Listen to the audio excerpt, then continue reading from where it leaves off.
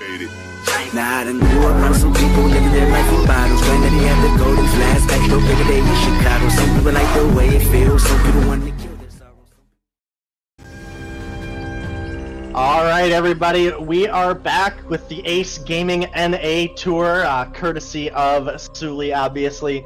We have the second game here of Daraya Esports from North America, and Ace Gaming, obviously, from Korea. Big, well-known team. Tassa, huge performance last game. Expect to see big things coming out of him in Game 2 as well. Kinetic banned right off the back from Daraya Esports.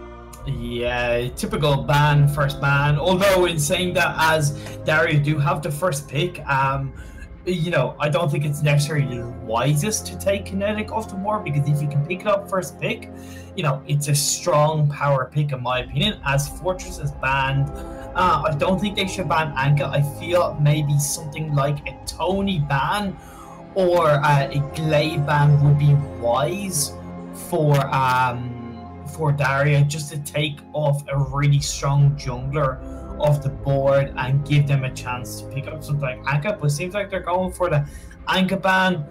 Interesting. I don't necessarily agree with it, because like I said, they have the first pick DeiNomine, so why not leave? I do have a theory for this, okay, and I will throw it out. So for a majority of the top teams in North America, they scrim within themselves, and a lot of some of the lower teams, you know, it's a lot of ranked competitive play together. There may be a level of discomfort in the Kinetic and in the Anka if they haven't had the ability to play them enough. So that is one thing to consider. If you're banning away power picks like that on A side, there's probably a fair level of discomfort or that feeling of being unsure about the pick because you haven't had enough experience on it. Yeah, that's a really fair point. And also, when they're going up a game like against a team like Ace, there's always a risk that they know how to counter it somewhat heavily. But anyway, getting into the rest of this draft, nice, strong first pick coming out from Daraya Esports DeiNomine with that box. I really like that, but then it's followed straight away by Flicker and Tony, who best so far, you know, from what we've seen and potentially within the meta to shut down a Vox, then Flicker and Tony. CC as well as Slow. It's absolutely fantastic to see that synergistic first two picks coming out from Ace Gaming. But we do see Churnwalker and Lance coming out from Daraya. I like the Lance to, you know, use with the Githian Wall, to use the Impale, to use their robe once it hits level 6 to kind of really shut down and protect the Vox more importantly. And then they're going to have the Churnwalker that's going to be able to provide a nice little bit of CC, you know, shut down with the Trespass, and then able to just heal up, be a nice frontline for his team.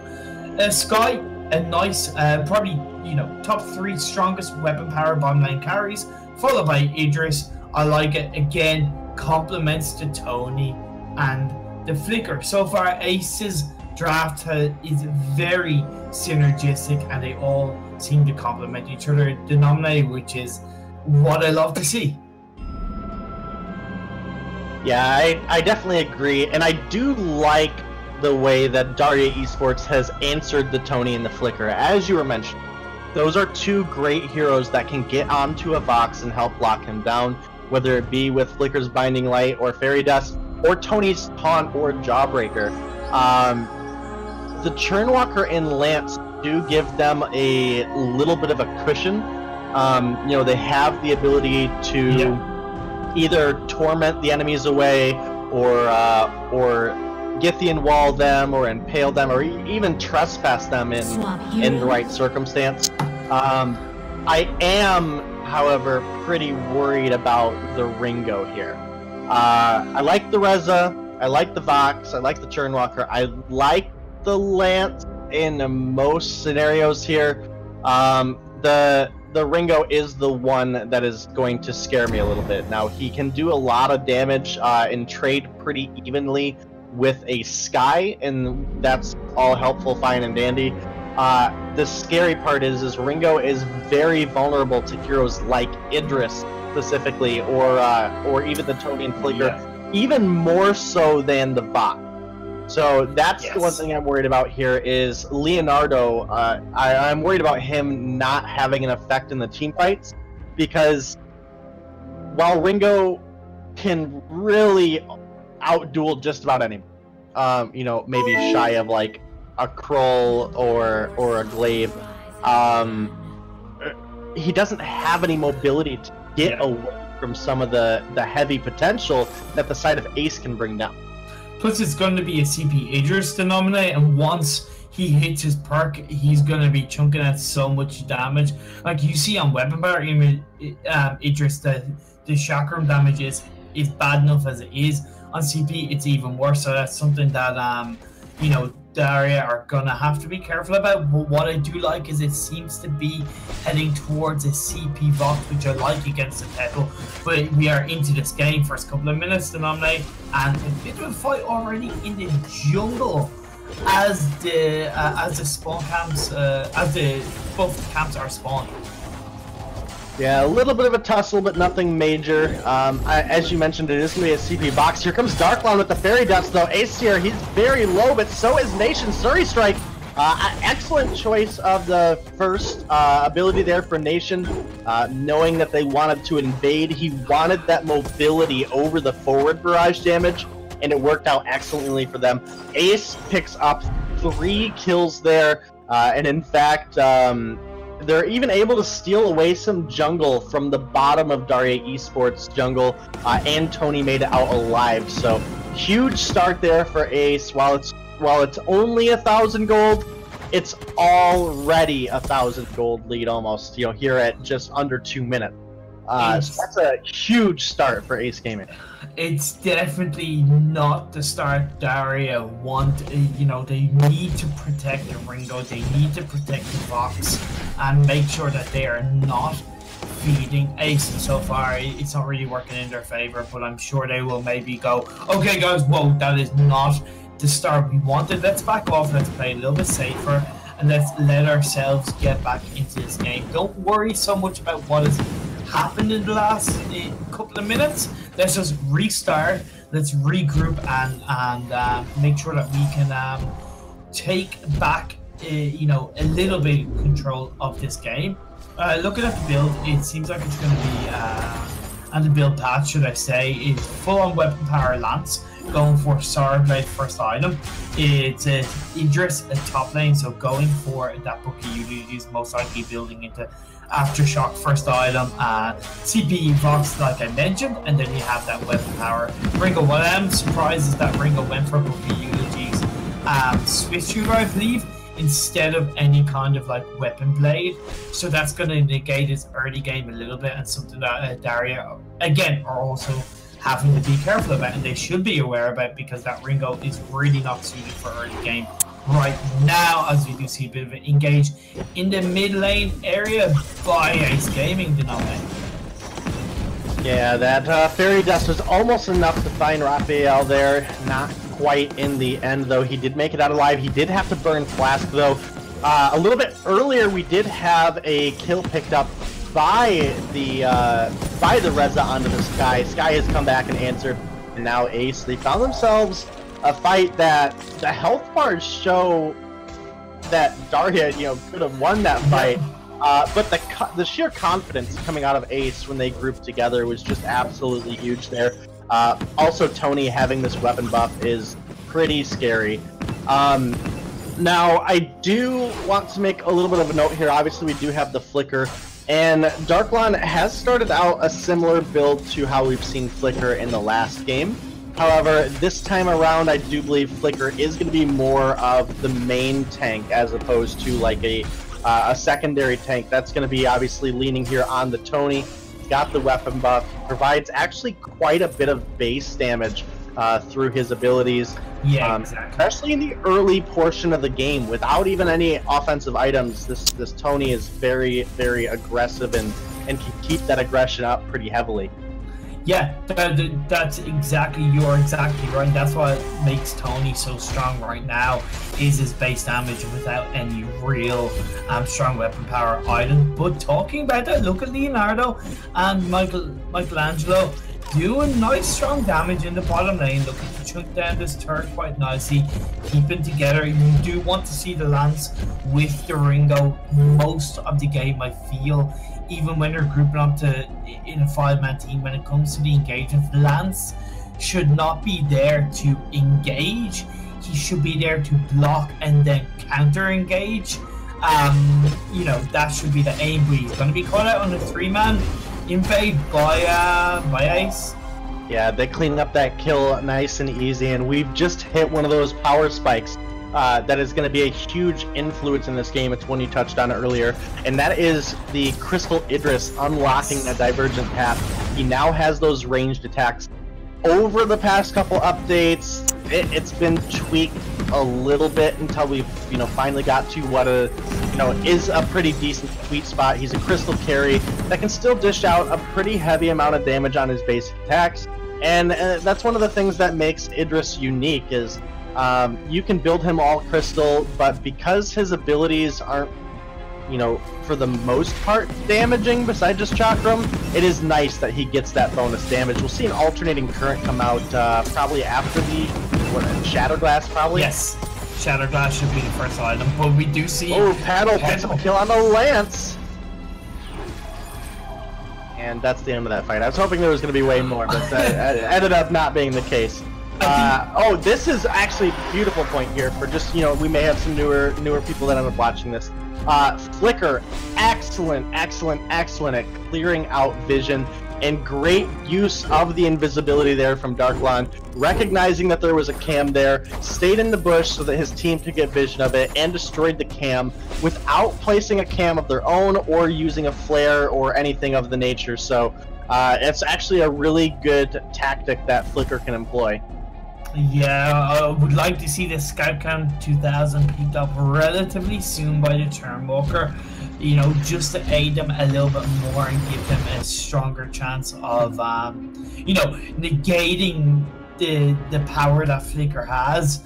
And, I would even like to see Lance pick up a Scout Cam 2000. I know some might go really serious, but 2 Scout Cam 2000, because Scout Cam 2000 does give cooldown and defense, so it's not necessarily the worst item in the world for a non-support to pick up, and against a Flicker it could help them a little bit more, but time will tell. I don't think that's going to be the case. However, I did forget to mention that, as we saw, bottom turret was picked up by Daraya esports, so it helps them a little bit. They're still down on kills, they're still, relatively down on the gold difference, but getting that bottom turret, it does help them a little bit in terms of the overall map control denominator, which when you're up against a team like Ace with their experience, any kind of map control that you have in your favor is never a bad thing.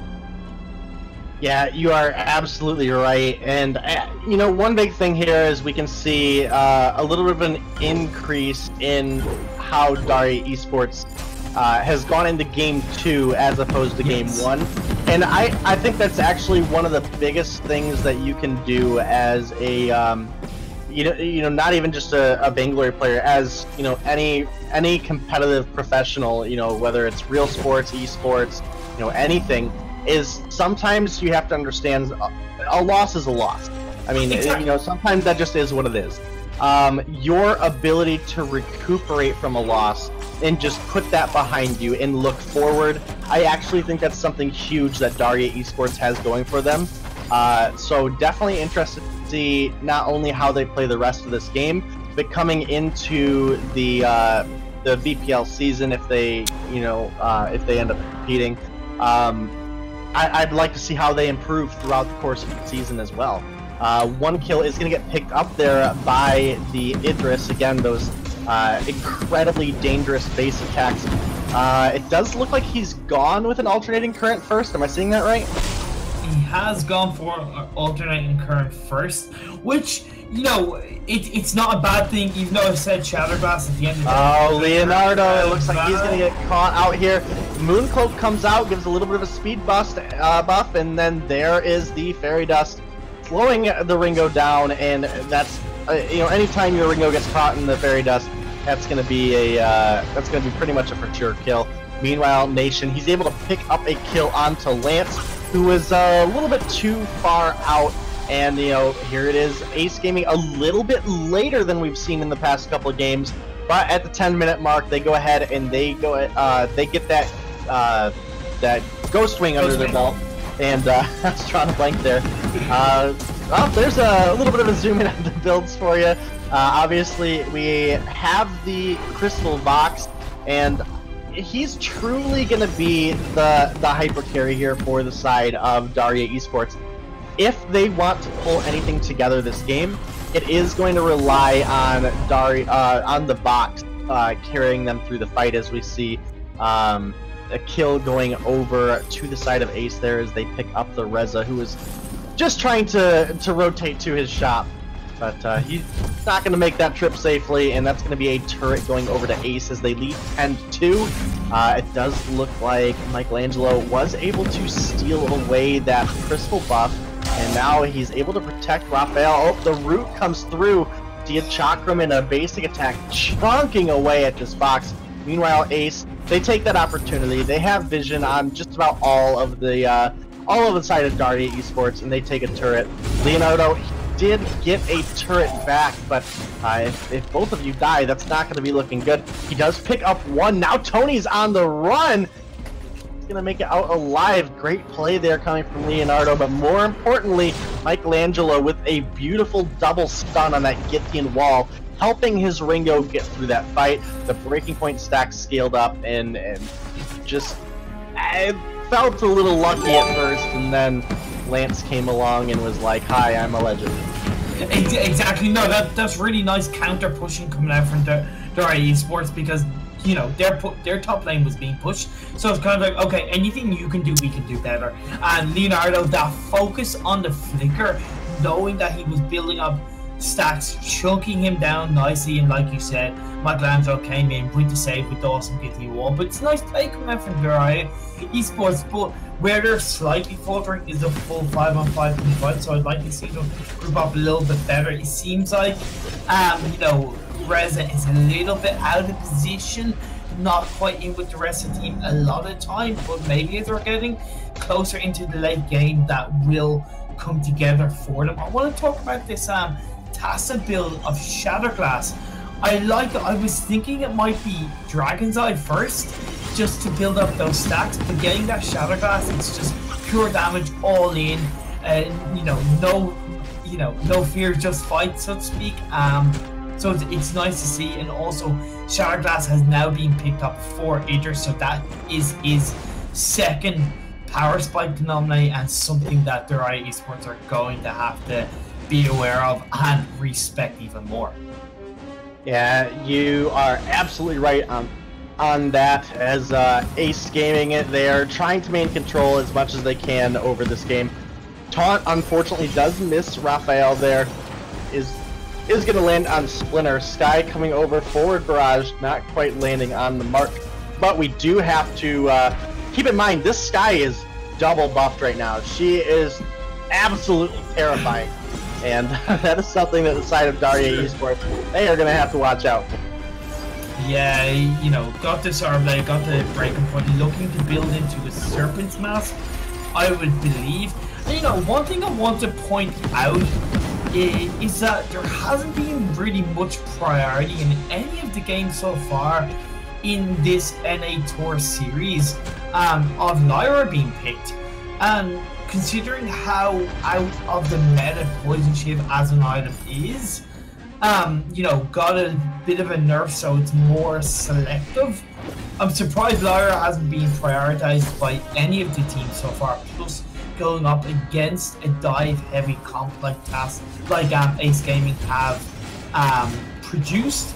The Lyra can help with the Bright Bulwark and with the Arcane Passage. But anyway, time will tell, as you do see a bit of engagement coming out from Daraya Esports, as they did secure that mid lane turret, so that's giving them a little bit more control. 14.5 minutes into this game, DeiNomine and the Black Claw is available for any team that gets any kind of chance to take it. Leonardo in the bottom lane is on his own, so that is Ace Gaming a chance to take on a 4v5 situation, but they've got to be careful.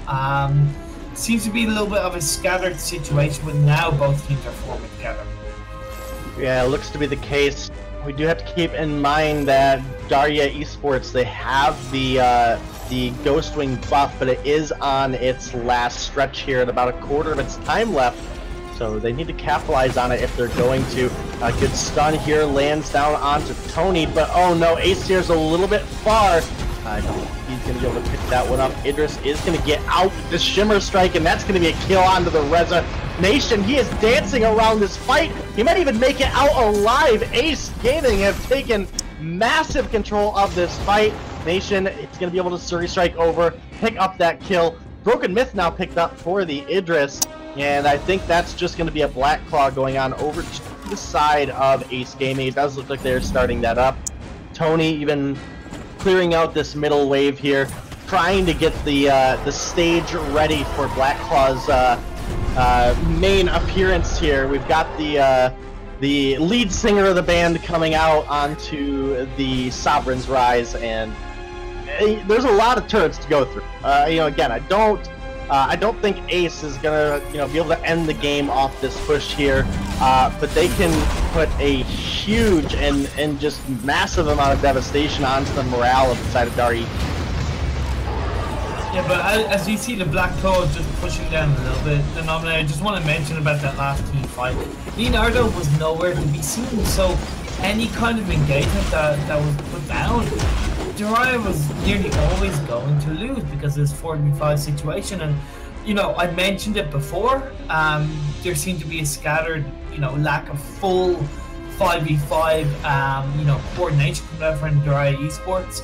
They had pushed several lanes quite successfully, which is great, but at the end of the day, when you're getting to this stage of the game, unless you have a strong, capable split push comp, you've got to stick together as a 5-man team. You've got to make sure that you can in some way secure these team fights. However, only one turret was secured by that Black Claw push, so it wasn't the most devastating effect by Ace, as Daraya Esports can now regroup a little bit, stay together, looking at the build paths. We do see the Ringo has that Sorrow Blade, Breaking Point, Tornado Trigger, looking to get off that strong DPS. Ghostwing is in full effect of being taken, engaged down the number. Yeah, you are absolutely right, as the box is already dropped in this fight. It looks like Churnwalker is going to be next. That is Splinter going down. Michelangelo, he's on his way out, and he'll make it out to safety. But that's going to be a Ghostwing going over to the side of Ace Gaming here, uncontested at that point. And one of the big reasons that the Black Claw push didn't go as far as maybe Ace had hoped is both a benefit as well as possibly a little bit of a downfall on the side of Daraya Esports. While Ringo has a lot of damage, he has a Sorrow Blade, Breaking Point, and Tornado Trigger. Up until right now, he's had no defense, and he's about to get obliterated. He does pick up one kill onto the Idris, but as Petal and Tony rotate over, that was the end of that Ringo. He is starting to get into some defense now, so that's going to be helpful for the team. Did go a lot of raw damage early on, and he was able to shred through that Black Claw's health. Actually pretty good stutter stepping that was coming out of him earlier, so definitely got to respect that a little bit from them. Daraya Esports, they are still down, but they've got 4 kills on the board. Gold actually pretty reasonably close still. So Daraya, they're hanging in there pretty good right now. They're hanging in there overall, but there's kinks in the armor, or in the gameplay of Daraya Esports, which is heavily shown and has essentially given Ace the upper hand overall in the team fight. Like I mentioned, the main thing being is this split push situation that's coming out from top and bottom lane. That's all well and good, if you can't secure a turret, which is okay. Not bad getting an objective, but team fights is all the rage, is the meta so far as Black Claw has landed, and straight away Ace go for it with full confidence that Daraya esports are not going to arrive as a full 5-man team. Yeah, they did come over. Ace here was able to get the steal, and Ace, they're not going to be happy about that one, as Blackcloth is marching for the other team now. As Ace, they're gonna try to defend this. They are getting it chunked down pretty quickly here. Nation is going to go ahead and flask to avoid the damage coming out of that Hellfire Brew. And while that does keep them in tip-top shape, that is a flask that is now down. One turret does go over to the side of Daraya esports, but Blackclaw, it's not going to last much longer after that. In fact, Nation, he was even maybe looking to re-engage that fight, and it would have been a great time if Ace could have connected with that forward barrage. Obviously, the weapon Sky with the weapon buff could have had that slow potential, and it would have been great, because Vox and Ringo have recalled, but unable to get the connection and just clear out some wave instead. That was a great Blackclaw steal at the end of the day by Daraya esports. So I just want to point out one little thing I noticed was, you know, that Nation's death from above when Blackclaw was there now really pushed Daraya esports away. It essentially blocked off any kind of turret and push while the Blackclaw was raining down. So it's little things like that that make you know, that make or break a team fight, that make or break when you can get off a death from above to zone out the enemy team. It's fantastic to see, and it's what makes a team like Ace, you know, better than your average team within Beinglory esports, and it's so beautiful to see. But anyway, Ghost Wing is up. Both teams are fairly close to full build. You know, it's all going to come down to these full 5-on-5 team fights where the engagements are going to happen. You look at Vox, has the alternating current Shatterglass, no broken myth, which is really interesting to see. Maybe looking to build into that. Has Aegis, which is you know, good against Idris and the Petal. It's quite nice to see. But it's time will tell. Both teams are hanging around. The team fight is only a matter of when, not if, between the two teams. Yeah, absolutely, and I definitely don't think I hyped that Blackclaw steal up enough. It was actually incredibly great timing coming from AC there with the Reza. A little bit of a fight getting out here. Beautiful taunt into the Binding Light. Ace, they're able to root up the Lance. Maybe not the target they would have wanted, but it's going to be one that they're going to take. They're also going to get the Churnwalker. Now Tony is onto this box with the Flicker. Should be another kill. Oh, just a step away from making the base jump there with the Sonic Zoom. Not quite going to clear the wall, and that's going to be a dead box as Ace rack up 3 more kills onto the board, clean out a little bit of vision, and now they are on to the Ghost Wing here. We've already got it down to half, which is excellent for them. Meanwhile, Petal clearing out some of the wave that was pushing up there in, well, down there, up there in the bottom-ish lane, but in the upper part of the bottom lane. Anyway, Blackclaw now back on the map. Ace, they've got a fresh Ghostwing buff, and I absolutely think they are right for starting up this Blackclaw.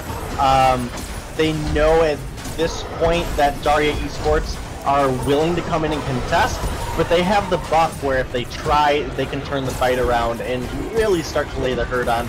Now they're marching down, they've got their Ghostwing buff, and they have Blackclaw coming with them. This is where Ace is going to look incredibly scary coming from the eyes of Daraya. Come on, Daraya esports, stay focused. Don't worry about the weapon buff. That was not time. Flip off the team, turret destroyed. That's going to be Leonardo not quite making it out of the taunt range. That's the first kill on the board for the fight for Ace. They're looking for more. The box is down. Ace here trying to get a kill onto Tony. Does get stunned up. Tony's going to make it out. Churnwalker did fall. Lance, he's going to be able to combat roll over the wall, but that's Nation coming through, securing the 4th kill for the side of Ace Gaming. And the Blackclaw now marching into the base, has that choke point turret down. The Lance doing his best to go back and forth across the walls, Nation, I think he's had enough of it. He's coming over looking for the kill, but can he get it in time? Looks like they're going to leave it to Tassa, who is going to secure that one. And that's going to be Ace Gaming, 25-5, taking down the Bane Crystal in Game 2. And honestly, Daraya Esports, they came back strong this game, even though the scoreboard may not represent it as much as they did.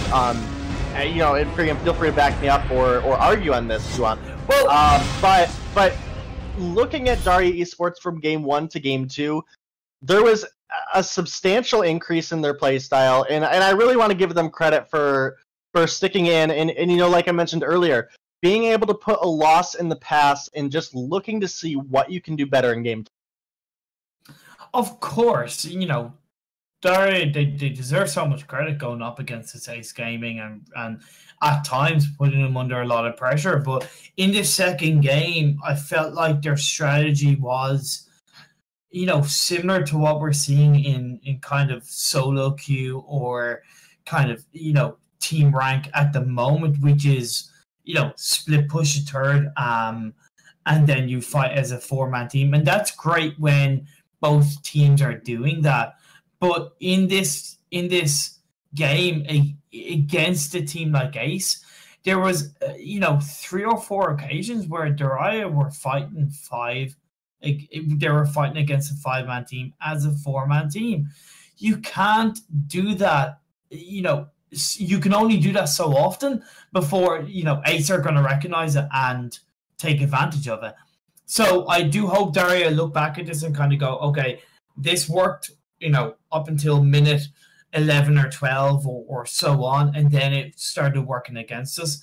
We've got to, you know, shift our mindset and our strategy against a team of this caliber, that we go against them in a different path. But either way, and they deserve a lot of credit. They pushed Ace at times, like I mentioned, to their limit. It was a fantastic Black Claw steal by Ace here that did give Daraya, you know, a really shining light to get back into the game.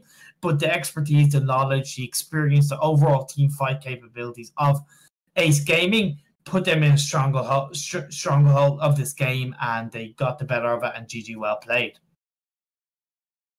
Yeah, absolutely. And, you know, again, looking forward to seeing this team down the road. But we are going to be getting into our next game here momentarily, or our next set of games between Ace Gaming and, for all intents and purposes of consistency, we're going to go with Team Ferro.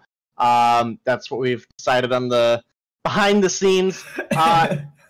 If we're pronouncing it wrong, you guys can reach out to us after, you know, you guys see this and let us know. We want it pronounced Ferrox or however it is, because I'm going to be 100% honest, I don't know. But, you know, we'll definitely be looking forward to hearing out from you guys. Yeah. And no, but for clarity purposes, we're going to stick with Team Ferro, and we'll get Sully to get us into the draft.